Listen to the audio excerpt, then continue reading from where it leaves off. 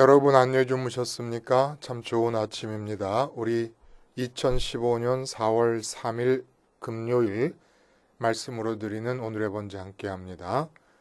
오늘 특별히 고난주간 중에서도 예수님께서 십자가에 달려 죽으신 날을 그 사건을 기념하는 성금요일입니다. 오늘 하나님 말씀 출애굽기 13장 17절에서 22절까지 말씀으로 같이 합니다.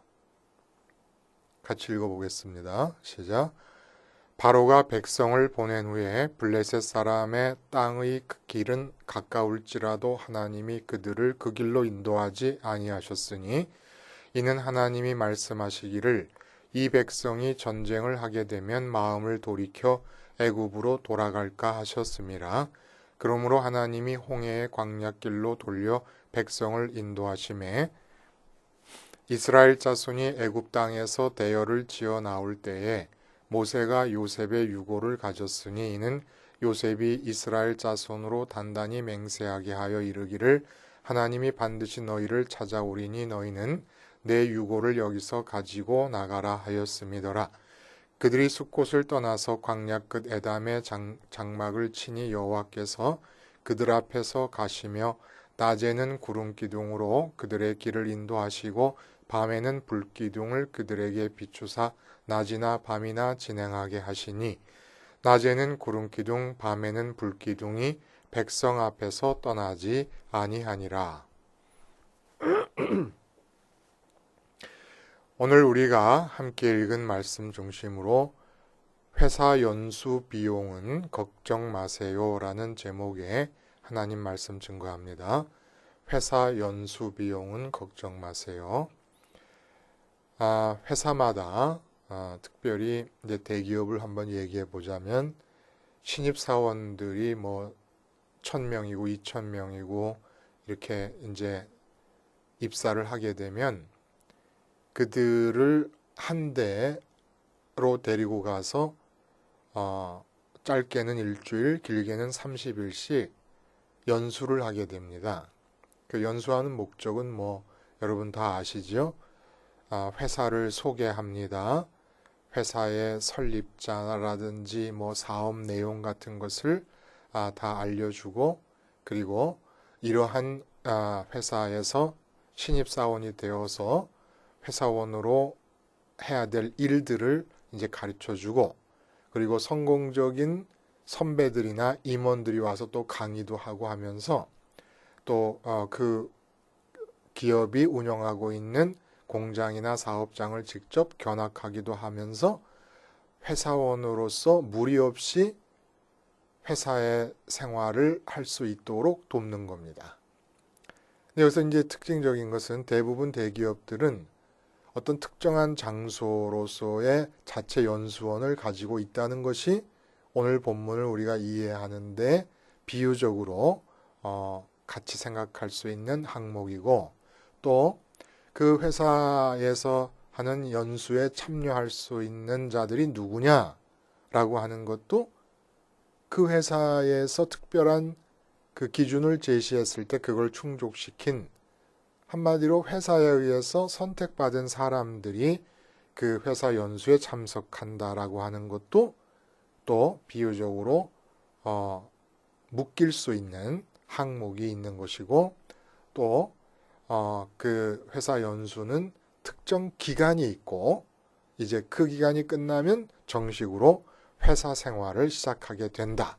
회사 연수의 특정 기간이 정해져 있다라고 하는 것도 또 우리가 염두에 두면은 본문을 이해하기가 좋을 것 같습니다.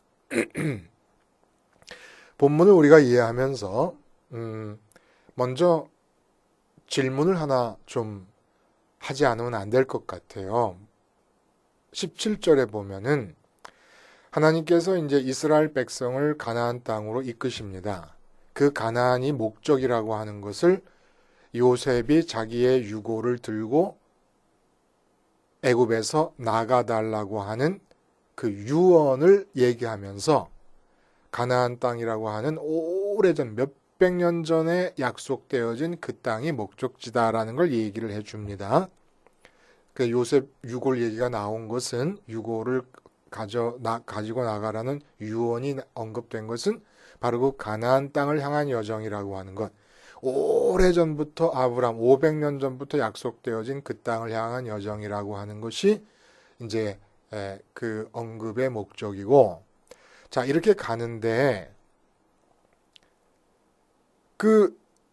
여러분 다 아시다시피 아프리카 이집트의 동쪽과 북쪽 그 나일강의 하류 삼각조 지역에 바로 고센 땅이 있고, 이들이 지금 출애굽을 출발한 람셋이라고 하는 곳이 있습니다.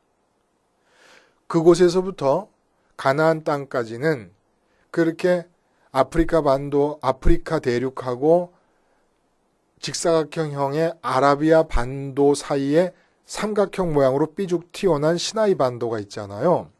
그 시나이 반도 북부, 지중해와 닿아 있는 북부 쪽, 지중해 연안 쪽으로 곧바로 람셋에서부터, 람셋이 어차피 이집트의 북동쪽에 있으니까, 북쪽에 있으니까 그 북쪽 끝으로 해가지고 지중해 연안을 따라서 곧바로 가면 일주일도 안 걸립니다.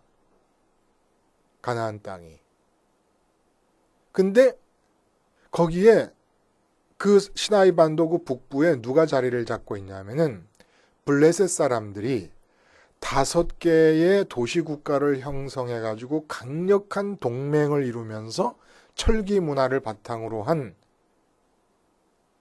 정말 군사력에 있어서 뭐 이스라엘은 비교가 안 될 정도로 강력한 군사력을 이미 구축하고 있었습니다.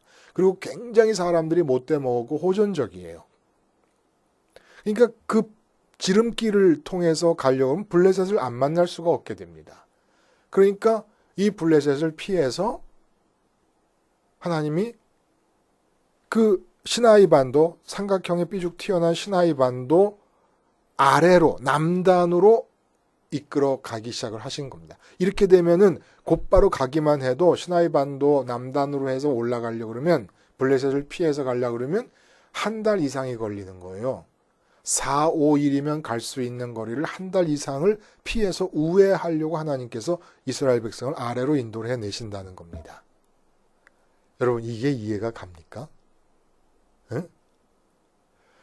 바로 출애굽 애굽에서 나오기 직전까지 어떤 일이 있었습니까? 블레셋은 상대도 안 될 정도로 거대한 대국인 애굽이 하나님께서 10가지 재앙을 퍼부으시면서 초토화돼 버렸습니다. 그리고 200만 이스라엘, 200만 다 아니더라도 싸움에 나설 수 있는 20살 이상의 장정 60만 명은 손가락 하나 움직이지 않았습니다. 그리고 애굽은 멸망하다시피 하고, 그리고 싸움도 하지 않았는데 자기들이 마치 전쟁에서 이겨서 전리품을 획득하듯이 애굽 사람들에게 금은 보화를 다 받아가지고 그리고 지금 출애굽을 하고 있는 중입니다. 근데 이게 웬 말입니까? 블레셋이 무서워요? 하나님 지금 왜 이러시는 것일까요? 이스라엘 백성으로서야 블레셋을 감당하기 어렵겠지요. 아직 군사 조직이 정비되지도 않았고 뭐 무기가 제대로 있는 것도 아니고 싸움을 해본 적도 없으니까. 그러나 시간이 많이 흐른 뒤에 여호수아에 이끌려서 가나안을 정복해 들어갈 때도 이스라엘이 군사적으로 강해졌기 때문에 정복이 가능했던 겁니까? 어차피 하나님이 하시는 거잖아요. 싸움도. 가나안 정복 때 싸움을 해도 하나님이 하시는 거 아닙니까? 근데 이게 블레셋을 피해서 아래로 간다는 게 이게 무슨 말입니까? 여기서 하나님의 의도가 있다는 거예요. 특별히. 하나님의 어떤 의도가 있는 것일까요? 하나님의 염려가 보여주는 것은 이제 이스라엘이 할례 받은 자들이긴 했었는데, 할례 받은 자들이라고 하는 그 의미가 전혀 삶에서 충족되거나 성취되거나 이루어지지 않고 있었던 거예요. 근데 그것이 이루어지기 위해서 유월절 공동체로서 시작을 하게끔 하셨습니다. 그러니까 할례와 유월절의 의미를 삶에서 온전히 성취할 수 있는 사람들의 집단이 선민이고 교회예요. 그리고 이스라엘이고. 근데 아직 이들이 그렇게 하기로 하나님에 의해서 요청된 그 요청을 수용은 했지만 인격적으로 할례를 받은 자들로서 할례의 의미를 온전히 성취하기 위해서 유월절의 역사를 삶에서 일상화해 나가기에는 아직 인격적으로 거리가 멀었다 이겁니다. 이 점을 염두에 두신 겁니다. 그래서 광야길로 끌어내리신 겁니다. 이게 도대체 무슨 말이냐? 아주 구체적으로 그냥 예를 들어 보는 거예요. 자, 만약에 할례 받은 선민들로서 유월절의 역사를 삶에서 일상화할 수 있었던 사람들이라면 그러면 어땠을까? 블레셋과 마주쳤습니다. 그러면 이제 할례를 받았잖아요. 할례를 받았으니까 뭘 기억해야 되는 겁니까? 내 몸에 할례의 흔적이 있어요. 그러면 그 할례의 흔적이 뭘 연상하게끔, 생각하게끔, 기억하게끔 하는 겁니까? 아, 눈에는 안 보인다. 손으로 만질 수는 없다. 그러나 전능하신 하나님께서 내 앞에 계신다라는 걸 기억해내는 것이 할례의 증표입니다. 증표의 의미입니다. 그러니까 블레셋을 보고 있으면서 블레셋과 대치하고 있으면서 블레셋보다 훨씬 더 하나님께서 내 앞에 가까이 계시는데 그분이 전능하신 하나님이시다. 그리고 블레셋 사람들은 그 전능하신 하나님이 계신 것을 전혀 알지도 볼 수도 없고 그 하나님과 관계를 맺을 수도 없는 형편이고 나는 그 하나님과 관계를 맺고 있고 하나님께서 나를 쳐다보고 계시고 나를 기다리고 계신다. 나에게서 뭘 기다리고 계신다는 겁니까? 내가 마음을 하나님께 먼저 드리기를 기다리고 계신다. 이게 바로 유월절의 역사예요. 내 마음을 지금 상황에서, 지금 현재 가장 우선적으로 뺏어가고 있는 대상이 있을 거 아닙니까? 내 마음의 관심을. 근데 그 내 마음을 뺏어가는 대상보다 전능하신 하나님이 살아계시면서 나를 쳐다보시고 그 상황보다 더 앞서 계시면서 더 가까이 계시면서 내 마음을 그 상황에 뺏기지 말고 하나님께로 드리라고 지금 기다리고 계신다. 그게 유월절의 역사입니다. 그러니까 유월절이라는 것은 장자가 의미하는 것이 가장 소중한 것이고 동시에 내 마음을 첫 번째로 뺏어가는 것입니다. 그러니까 유월절의 의미는 애굽의 장자는 하나님께서 죽이시는 거고 그들의 마음속에 하나님 대신에 다른 것이 들어가 있는 것이 죄니까 아담 이후의 죄니까 하나님께서 장자를 죽이신다 그러면 이스라엘 백성들은 그것을 보면서 그 재앙을 보면서 내 마음속에서 나 스스로 장자를 죽이는 겁니다. 초태생을 죽이는 겁니다. 그리고 이 초태생과 장자가 상징하는 것은 지금 현재 삶의 어떤 순간이든지 내 마음을 가장 먼저 가장 많이 뺏어가고 있는 대상. 그게 다 초태생이고 장자가 되는 겁니다. 그러니까 지금은 블레셋이 부정적인 의미에서 초태생이 되는 거예요. 내 마음을 뺏어가는 게 되는 거죠. 블레셋과 마주쳤다 그러면. 그럼에도 불구하고 그 강력한 철기 문화로 인해서 만들어진 철기 무기들을 갖고 5개의 국가가 똘똘 뭉친 동맹 국가를 이루고 있는 블레셋과 대치했을 때 얼마나 겁납니까?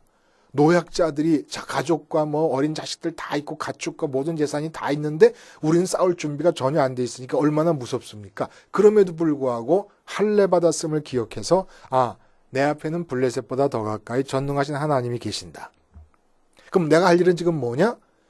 블레셋의 마음을 뺏기지 말고 블레셋의 마음을 뺏겨서 두려워하지 말고 내 마음을 하나님께 드리면 된다. 이게 유월절의 역사예요. 그래서 마음에서 블레셋을 죽여버리는 겁니다. 마음에서 죽일 수는 있잖아요. 그렇게 할 수 있었다면 하나님이 굳이 먼 길을 돌아가도록 이스라엘을 이끌 필요가 없으셨습니다. 그래서 지금 그게 안 되는 거예요. 신입사원들이야, 신입사원들. 하나님께서 사장이시고 회장이신 그 회사 안에서 내가 뭘 해야 된다는 거 말만 듣고 있었지 이게 아직 행동으로 옮겨지지가 않는 신입사원들입니다. 그래서 연수기간을 갖기 위해서 광야로 끌어내시고 광야가 바로 연수장이에요. 연수장. 연수원입니다. 이렇게 얘기하면은 이런 반문이 있을 수 있어요. 어떤 반문이 하면 야, 너무 무리스럽고 억지스러운 것 아닌가?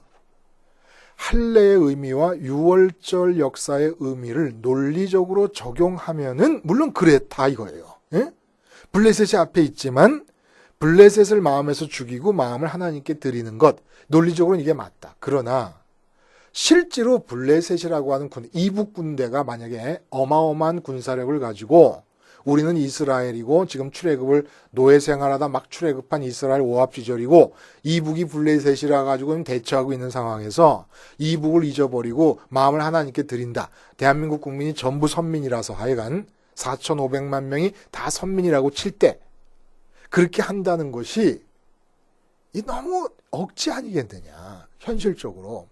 그리고 내 가족들 어린애들이고 나이 많으신 부모님들이고 다 함께 있고 가축들이 있고 그런데 이걸 지금 지키지 못하면은 완전히 망해버리는 건데 나는 싸울 준비도 안 돼 있고 칼도 하나 제대로 없고 이 상황에서 애굽으로 돌아가고 싶다라는 생각을 갖는 게 당연한 것이지 그 할례의 의미와 유월절 역사의 의미를 실행할 수 있다고 해서 그러는 게 그게 마땅한 얘기냐.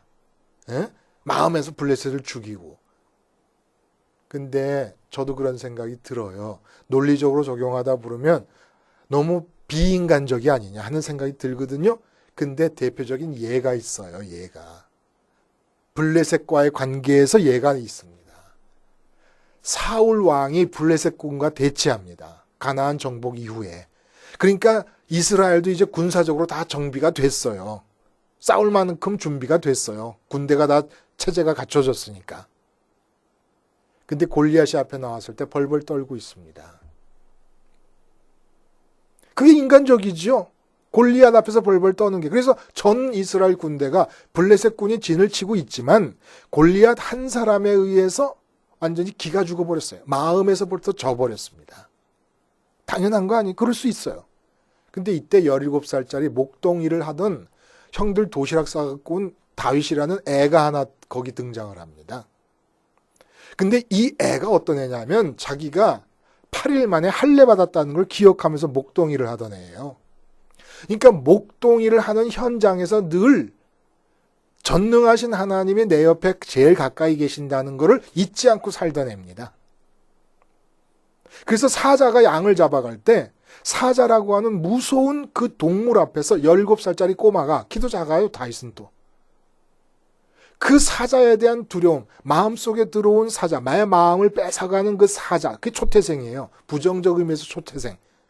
그거를 마음에서 죽여버리고 마음을 하나님께 드립니다. 그러면 하나님께서 다윗에게 힘을 주셔가지고 사자를 쫓아가서 입을 찢어가지고 곰의 입을 찢어가지고 양을 빼내도록 그렇게 할례와 유월절 역사의 의미를 생활화하고 있던 친구입니다. 목동이라는 양치고 있는 데서. 그 양치던 자리에서 할례와 유월절의 의미를 생활화하던 다윗이 딱 전쟁의 현장에 딱 들어왔어요. 칼을 들어본 적이 없고 전쟁이 뭔지도 몰라요. 전법도 모르고 아무것도 몰라. 사령관이 누군지도 몰라. 군대의 편성이 어떻게 되는지도 몰라. 뭐 사단이 있고 뭐 군단이 있고 그 위에 뭐 소대, 대대 이런 거 아무것도 몰라. 한 가지 딱 알아. 모든 이스라엘 군대가 쩔쩔매고 있는 골리앗은 할례를 받지 않은 사람이다. 다시 말해 하나님이 전능하신 분으로서 내게 가까이 와 계시면서 나를 바라보고 계시는 것처럼 골리앗에게는 당신을 드러내고 되지 않고 계신다. 그래서 다윗이 골리앗을 향해 뭐라고 별명을 붙이냐면 할례 받지 못한 자라고 할례 받지 못한 군대라고 별명을 딱 붙여버립니다. 할례의 의미를 기억해내는 거예요. 그리고 목동 일을 하면서 늘 유월절의 역사를 살았어요. 첫 번째 내 마음을 뺏어가는 대상들, 관심을 뺏어가는 대상들을 마음에서 죽이면서 하나님께 마음을 드리면서 살아갈 때 그렇게 다윗의 마음을 받은 하나님께서 언제나 다윗을 통해서 역사를 하셨습니다. 그러니까 골리앗을 향해서 돌멩이 5개 주워가지고 물맷돌을 빙빙빙 돌리면서 뛰어나가면서 뭐라 그러냐면 이 할례 받지 못한 자야 내가 오늘 네 머리를 쳐가지고 새들의 밥이 되게 하겠다. 너는 칼과 단창을 의지해서 나오지만은 나는 만군의 여호와의 이름을 의지해서 나간다 하고 나가는 겁니다. 이게 바로 직장에서 일어나야 될 일이고 가정에서 일어나야 될 일인 거예요. 그 가정에서 골리앗은 내 자식놈이 골리앗이 될 수가 있어요. 내 마음을 뺏어가니까. 우리 가정의 경제적 형편이 골리앗이 될 수가 또 있어요. 근데 이게 하루아침에 되는 게 아니란 말이에요. 우리 어저께 무슨 얘기했습니까? 초신자 얘기했어요. 초신자들에게 괜히 부드럽게 해준답시고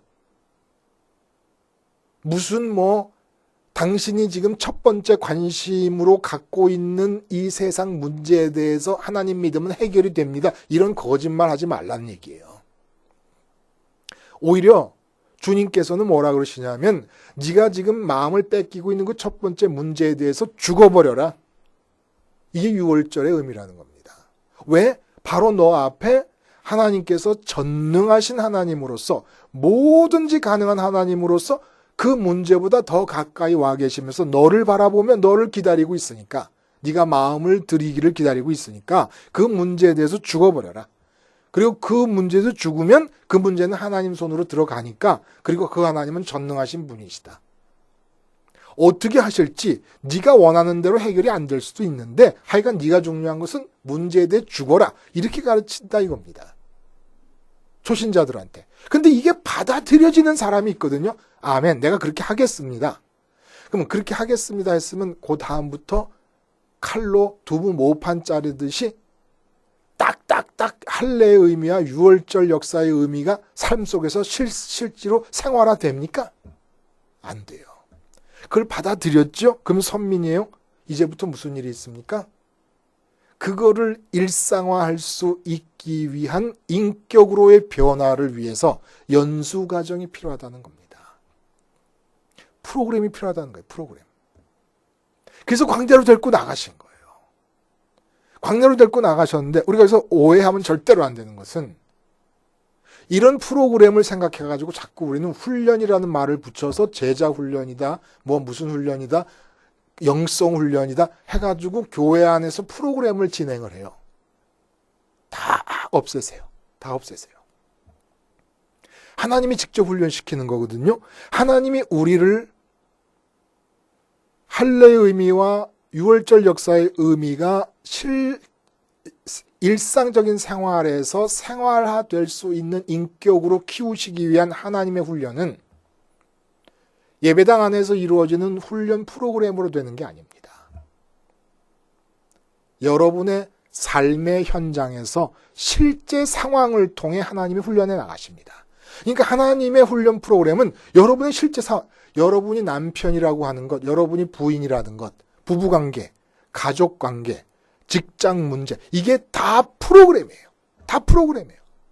난 직장에 지금 내가 할례의 의미와 이 유월절 역사의 의미를 생활화하기를 원합니다라고 하는 결정을 하고 선민으로 하나님께 확인이 되었을 때 그 다음부터 일어나는 모든 직장생활과 가정생활과 친구 만나는 것 모든 이 사회생활은 다 하나님의 프로그램입니다. 하나님은 실제 삶의 상황을 가지고 훈련을 하십니다. 죽느냐 사느냐라고 하는 것이 생각될 수밖에 없는 실제 삶의 현장에서 프로그램을 진행하시는 그게 프로그램이라는 거예요. 내가 아버지라는 사실. 그래서 아들과의 관계에서 아들이 마음을 뺏어갈 때 유월절 역사의 의미, 내 마음에서 아들을 죽여버립니다. 그래서 그 마음을 하나님께 드립니다. 아들보다 앞서 계신 그 하나님께. 이렇게 진행을 해 나가실 때 우리가 염려가 되는 것은 이제부터 할례의 의미와 유월절 역사의 의미를 내 것으로 받아들이겠습니다라고 결정한 뒤부터는 다 광야 생활이 되는 겁니다. 그때는 살기 위해서 사는 게 아니라 죽기 위해서 사는 거예요. 모든 관심사에 대해서 그전에는 내가 반응하면서 살기 위해서 살았는데 이제는 모든 관심사에 대해서 내 마음을 뺏어가는 관심사가 생길 때마다 죽기 위해서 사는 거예요. 죽기 위해서 살다 보니까 내 먹을 건 어떡하고 마실 건 어떻게. 나는 여전히 인간이고 인간이 인간으로서 육체를 입고 살려고 그러면 먹을 거 필요하고 마실 거 필요하고 입을 거 필요하고 그 외 많은 일들이 필요한데 그것이 바로 오늘의 본문의 불기둥과 구름기둥으로 나타난다는 겁니다. 이 연수기간 동안에 내가 할례의 의미와 유월절 역사의 의미를 일상적인 삶의 현장 실제 상황에서 생활화할 수 있는 인간이 되기 위해서 필요한 이 연수기간 동안에 모든 필요한 것들은 불기둥과 구름기둥, 하나님의 보호하심으로 상징되는 이것이 말하는 바 하나님이 다 채워주셔서 연수비용 걱정할 거 없다는 얘기입니다. 그러나 아직 가나안은 아니잖아요. 그러면 가나안은 뭡니까? 가나안 땅에 들어가서 사는 것은 이렇게 어떤 상황이 주어지더라도 어떤 대상 앞에 서더라도 그것들보다 먼저 하나님이 내게 더 가까이 계시고 그래서 내 마음은 그것들에 뺏기는 것보다는 하나님께로 드려야 되기 때문에 내 마음 속에 들어온 그 내 마음을 뺏어가는 대상들을 마음에서 죽이는 유월절의 역사가 사도 바울이 말한 대로 날마다 죽는다고 하는 날마다 예수의 죽음을 몸에 짊어지고 다닌다고 하는 고백이 나올 수 있을 정도로 이제 일상화될 수 있다 그러면 이제부터는 하나님께서 이루고 싶은 일들이 나를 통해 이 땅에 이루어지기 시작합니다. 이게 가나안 땅이라는 거예요. 그 전까지는 그렇게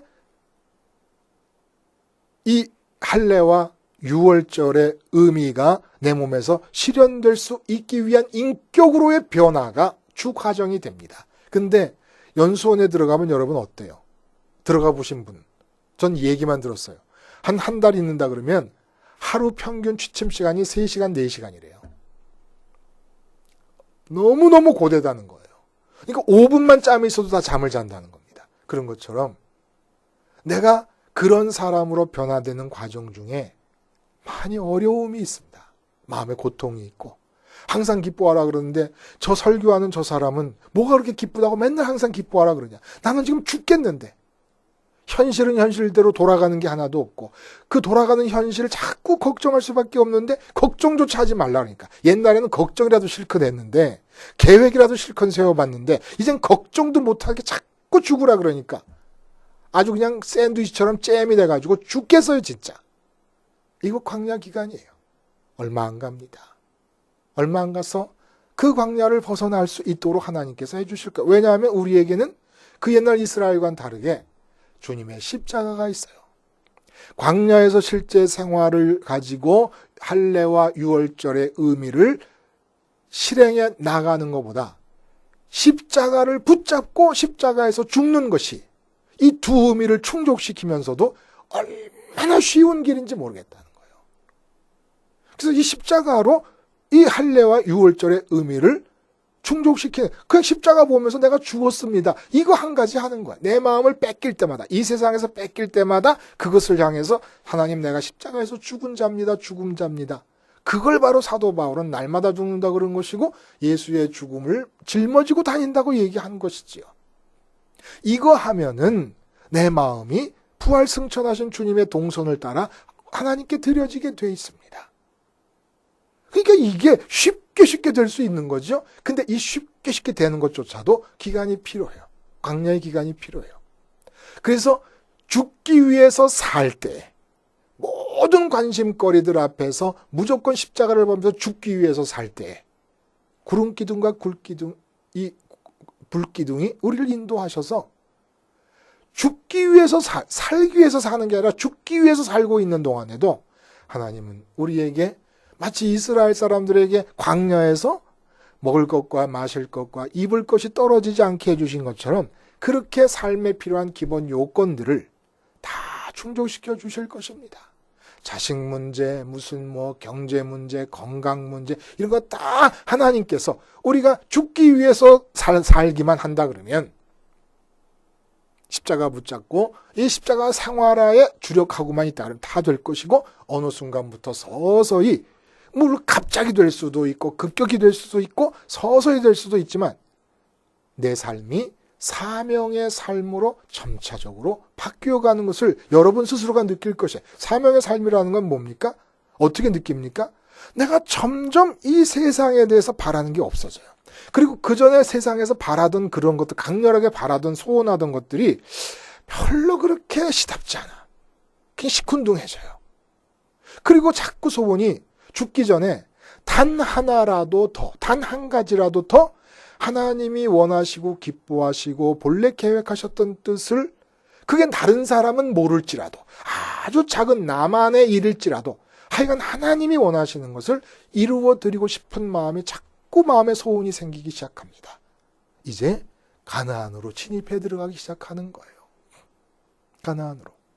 그러니까 우리가 십자가 생활화를 통해서 할례와 유월절의 의미를 아주 자유자재로 일상화할 수 있는 사람으로 변하기까지는 광야 연수원이 필요한데 이렇게 광야 연수원에서 하는 일은 살기 위해서 하는 게 아니라 죽기 위해서 하는 것이기 때문에 때로는 인간적으로 필요한 기본 요건들이 필요한 것이 많이 있어서 걱정될 때도 있지만 불기둥과 구름기둥을 생각하면서 염려 놓으시라는 얘기입니다. 하나님의 선민을 향한 회사 운영 속에서 광야의 연수 비용은 다 지급되게 되어 있어요. 이미 다 내가 먹고 입고 쓸 것 그리고 우리 가족에게 필요한 모든 기본 요건들은 내가 이제 죽기를 각오하고 날마다 죽는 연습만 하겠다고 회사에 나가고 가정에 뛰어들 때 하나님이 다 준비해 놓으셨으니까 연수 비용 걱정하지 말고 매진하자 이겁니다. 기도하시겠습니다. 하나님 아버지, 기필코 할례와 유월절의 의미를 자유자재로 일상화할 수 있는 인격으로까지 될 수 있게 해 주시옵소서. 그러기 위해서 실제 상황, 하나님의 프로그램인 이 실제 상황 속에서 날마다 주님의 십자가를 붙잡고 죽기 위해서 직장에 가고 죽기 위해서 가정에 뛰어들고 죽기 위해 친구를 만나는 삶을 살아갈 때 인간적으로 필요한 모든 연수 비용들은 하나님께서 구름기둥과 불기둥으로 다 준비해 두셨음을 기억하게 해서 매진할 수 있도록 도와주시옵소서. 예수님의 이름으로 기도하옵나이다. 아멘.